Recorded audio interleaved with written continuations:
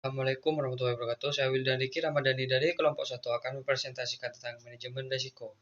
Kelompok kami beranggotakan saya sendiri, Wildan Diki Ramadhani, NIM 1047, Faridina Dwi Oktavianti 1053, Novi Dian Nur Khotib 1071. Pendahuluan. A2 mengatur aktivitas pengelolaan risiko atau manajemen risiko dalam standar kinerja 2600 tentang Pengomunikasian risiko yang diterima oleh manajemen standar kinerja 2600 menyebutkan jika Kepala SKAI menyimpulkan bahwa manajemen telah menerima tingkat risiko yang mungkin tidak dapat diterima oleh organisasi, Kepala SKAI harus mendiskusikan masalah ini dengan manajemen senior. Jika Kepala SKAI menyimpulkan bahwa masalah tersebut belum terselesaikan, maka Kepala SKAI harus mengomunikasikan hal tersebut kepada Dewan. Karena itu, auditor internal harus dapat melakukan penilaian risiko yang dihadapi organisasi dan mengomunikasikan kepada manajemen. Risiko. Dalam proses audit, risiko adalah kemungkinan terjadinya salah saji material yang tidak dapat dideteksi oleh prosedur audit yang telah dilakukan auditor pada asersi di tingkat saldo rekening maupun transaksi. Sementara itu, risiko yang dimaksud dalam proses manajemen risiko menurut Arthur Williams adalah suatu variasi hasil-hasil yang dapat terjadi selama periode tertentu atau probabilitas suatu hasil yang berbeda dengan yang diharapkan. Selanjutnya, kategori risiko. Risiko dapat dikategorikan berdasarkan beberapa sudut pandang yang digunakan. Tiap sudut pandang memberikan pengategorian yang berbeda-beda terhadap risiko. Dalam buku ini dikemukakan risiko berdasarkan 4 sudut pandang. Yang pertama, risiko dari sudut pandang sumbernya. Berdasarkan sumbernya, risiko dapat dibedakan menjadi risiko internal, seperti risiko keamanan, reputasi, dan manajemen. Risiko eksternal, seperti risiko karena adanya perubahan politik, kondisi ekonomi, dan bencana alam. Risiko dari sudut pandang penyebab. Dilihat dari sudut pandang penyebab, risiko dapat dibedakan menjadi 2, yaitu risiko keuangan, yaitu risiko yang muncul dari faktor-faktor keuangan seperti risiko kredit, standar akuntansi, anggaran, pelaporan keuangan, dan pajak. Risiko operasional, yaitu risiko yang muncul dari faktor-faktor non-keuangan seperti risiko proses operasi, sistem dan prosedur, teknologi, dan alam. Risiko dari sudut pandang akibat yang ditimbulkan. Berdasarkan akibat yang ditimbulkannya, risiko dapat digolongkan menjadi risiko murni, yaitu risiko yang hanya menimbulkan kerugian seperti risiko kebakaran. Kedua, risiko spekulatif, yaitu risiko yang tidak hanya memungkinkan terjadinya kerugian, tetapi juga memungkinkan adanya keuntungan seperti risiko investasi.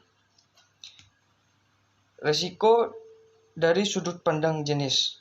Berdasarkan jenisnya, risiko mencakup risiko politik, risiko hukum, risiko kesehatan, risiko teknologi, risiko keuangan, risiko sumber daya manusia, dan risiko lainnya. Manajemen risiko. Dasar-dasar manajemen risiko. A. Identifikasi risiko. Manajemen harus mengidentifikasi semua risiko yang mungkin mempengaruhi keberhasilan organisasi. Berikut contoh risiko yang mungkin terjadi pada perusahaan level kooperasi. 1. Risiko faktor internal. Kedua, risiko faktor eksternal. Yang ketiga, risiko proses. 4. Risiko kepatuhan. 5. Risiko SDM.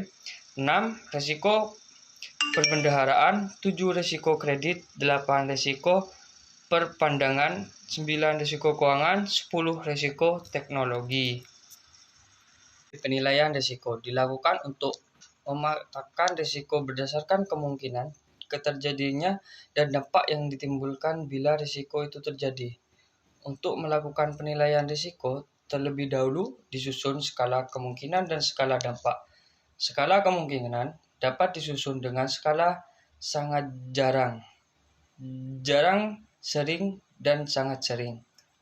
Setiap skala tersebut didefinisikan berdasarkan tingkat probabilitas dan kemungkinan keterjadian dalam kurun waktu tahunan. Skala dampak dapat disusun dengan skala rendah, sangat rendah, tinggi, sangat tinggi.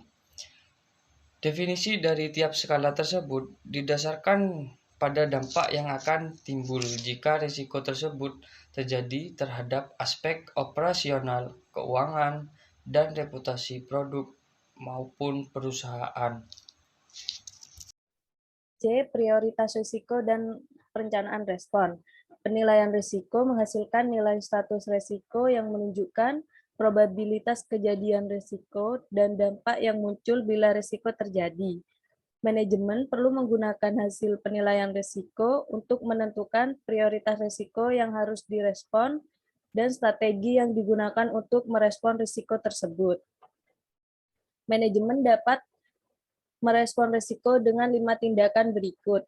Yang pertama, menerima risiko. Yang kedua, mengurangi kemungkinan terjadinya risiko.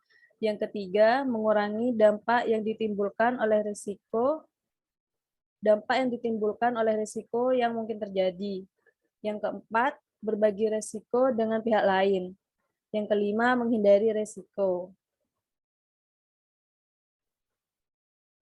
D. Pemantauan risiko. Lingkungan internal dan eksternal yang terus berubah yang menyebabkan perubahan risiko yang mungkin dihadapi, baik jumlah, probabilitas, maupun dampaknya.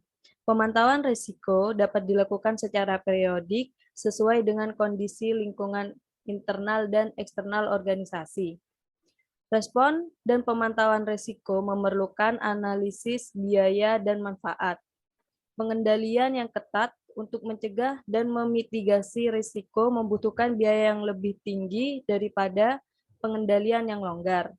Oleh karena itu, manajemen perlu mempertimbangkan dampak risiko yang harus ditanggung dan biaya pengendalian yang dibutuhkan dalam menentukan respon terhadap risiko. Pemantauan risiko dalam periode yang pendek membutuhkan biaya yang lebih tinggi daripada pemantauan dalam periode yang lebih panjang. Dalam hal ini, manajemen juga perlu mempertimbangkan kebutuhan pemantauan dengan manfaat yang diperoleh dengan pemantauan tersebut. E. Mengevaluasi risiko. Perkiraan tingkat risiko yang telah diperoleh dari proses analisis risiko dibandingkan dengan kriteria yang telah ditetapkan dan dipertimbangkan selisih antara kemungkinan hasil menguntungkan atau merugikan. F. Menyatakan risiko.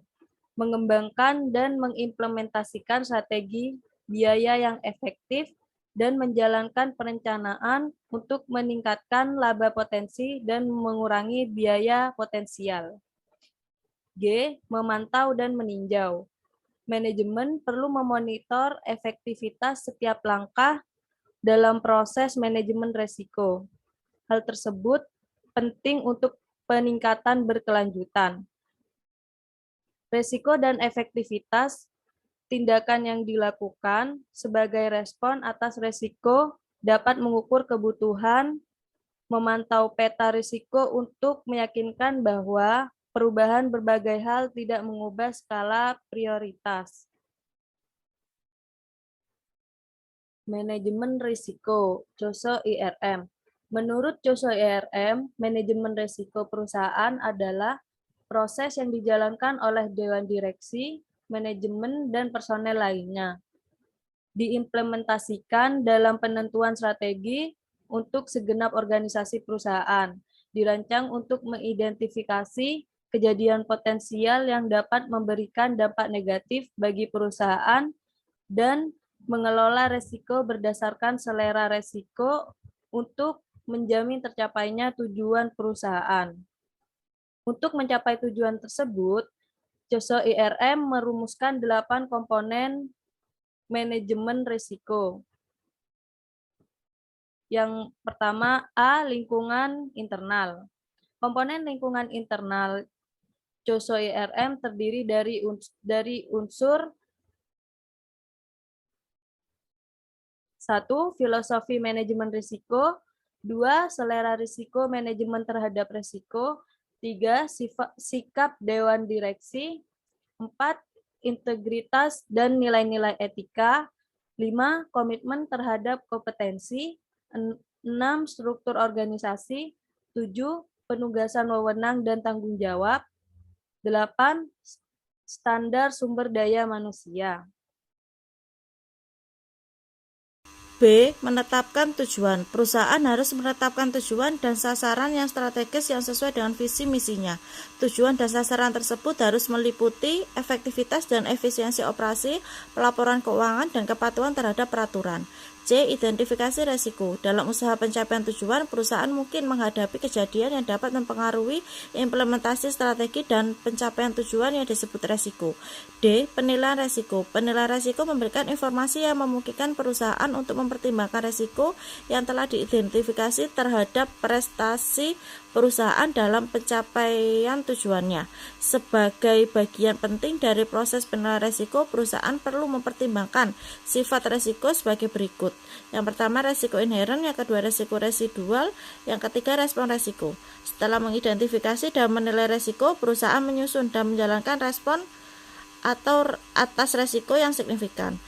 Respon tersebut dapat berupa menghindari resiko, mengurangi resiko, membagi resiko, dan menerima resiko. F. Kegiatan pengendalian. Kegiatan pengendalian adalah kebijakan atau prosedur yang diperlukan untuk memastikan tindakan terhadap resiko yang memadai. Perusahaan harus menyiapkan aktivitas pengendalian yang diperlukan untuk memastikan bahwa respon terhadap resiko dijalankan secara tepat, waktu, dan efisien. G. Informasi dan komunikasi. 8 komponen manajemen resiko yang ada pada KUSU ERM merupakan rangkaian proses yang berhubungan. Oleh karena itu, diperlukan jalur informasi dan komunikasi yang dapat menghubungkan tiap rangkaian proses tersebut. H. Pemantauan. Pemantauan dapat dilakukan dengan berbagai aktivitas sebagai berikut. Yang pertama, pelaksanaan mekanisme pelaporan manajemen yang berkelanjutan seperti saldo uang tunai pada tanggal tertentu, jumlah penjualan, data keuangan kunci. 2. Pelaporan proses manajemen risiko secara periode untuk memantau aspek-aspek kunci risiko seperti kriteria risiko dan tingkat kesalahan yang dapat diterima. Yang ketiga, pemantauan dan pelaporan status temuan audit internal dan audit eksternal secara berkala. Yang keempat, pembaharuan informasi risiko yang disebabkan adanya revisi peraturan pemerintah, perusahaan tren industri, dan perusahaan kondisi ekonomi. Peran audit internal dalam manajemen risiko. Beberapa alternatif peran yang dapat dilakukan oleh auditor internal dalam manajemen risiko yaitu 1. Melakukan audit atas peninjauan atas proses manajemen risiko yang dilakukan oleh manajemen risiko. Yang kedua, memberikan dukungan aktif yang berkelanjutan terhadap proses manajemen risiko. Yang ketiga, mengatur dan mengkoordinasi proses manajemen risiko. Yang keempat, tidak melakukan peran apapun dalam proses manajemen risiko. Kesimpulan, risiko adalah suatu variasi dari hasil yang dapat terjadi selama periode tertentu atau probabilitas suatu hasil yang berbeda dengan yang diharapkan. Dan kata lain, risiko juga diartikan sebagai ketidakpastian yang mungkin menghasilkan peristiwa kerugian. Setiap organisasi dan perusahaan memiliki risiko dan dalam usaha mencapai tujuannya. Oleh karena itu, risiko tersebut harus dikelola.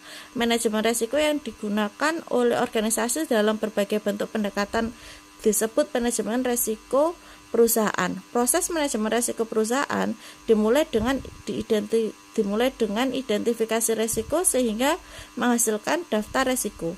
Penilaian risiko dilakukan atas risiko yang tertera dalam daftar risiko agar diketahui peta risiko sehingga dapat disusun prioritas risiko dan rencana respon yang akan dilakukan untuk mengelola risiko tersebut. Risiko dan pengelolaannya perlu dipantau secara berkala untuk menjamin bahwa seluruh risiko dikelola dengan baik.